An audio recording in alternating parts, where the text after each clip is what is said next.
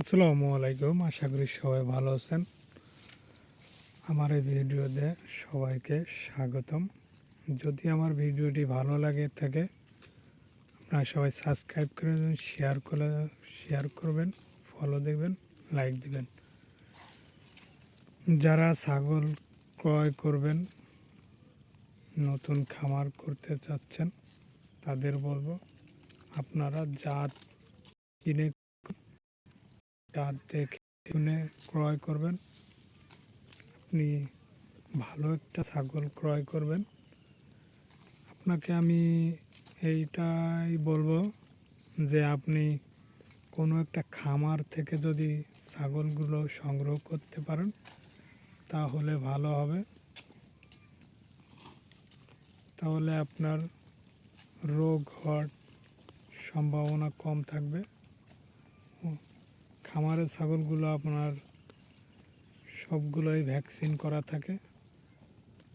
যদি আপনি এটা করতে পারেন তাহলে ভালো। আশা করি জিনিসটা বুঝতে পারছেন। যাদের আরও একটা কথা বলি, ফার্স্টে হলো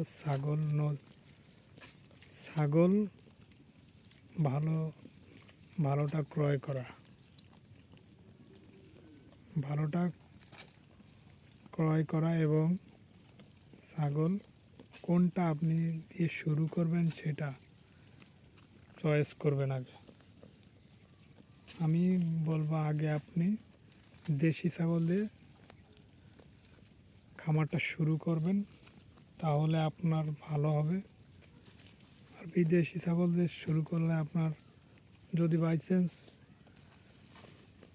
কোনো অসুবিধা হয় বা কোনো রোগ ব্যাধি হয় তাহলে অনেক টাকা লস হবে। আর দেশি ছাগল দিয়ে আপনি শুরু করলে হবে কি, যদি আপনার বাই চান্স কোনো লস হয় তাহলে দেখা যাচ্ছে অল্প টাকার ভিতর দিয়ে যাবে। তাই আমি বলবো আগে আপনি দেশি ছাগল দিয়ে শুরু করেন খামার, তাহলে আপনি দেখা যাচ্ছে আস্তে আস্তে এদের রোগ কি হয়, এরা কি সমস্যা হলে আপনি ভালো হবে। দেখা যাচ্ছে দেশি ছাগল একটু রোগ কম হয়, রোগ ব্যাধি আপনি বুঝতে পারবেন। তাই আমি বলবো দেশি ছাগল দিয়ে শুরু করতে, যারা নতুন নতুন ব্যবসায়ী বা নতুন যারা খামার করতে চান এদেরকে আমার অনুরোধ রইল দেশি ছাগল। একটা বিদেশি ছাগল হয়তো 20,000, 15,000, 30,000 টাকা দিয়ে কিনবেন, কিন্তু না, আমি বলবো আমার অভিজ্ঞতাতে যা বলে আপনি দেশি ছাগল দিয়ে আগে শুরু করেন। আস্তে আস্তে আপনি যখন অভিজ্ঞ লোক হবেন তখন আপনি উন্নত জাত দিয়ে শুরু করতে পারেন। আশা করি জিনিসটা ভালো বুঝছেন। আসসালামু আলাইকুম।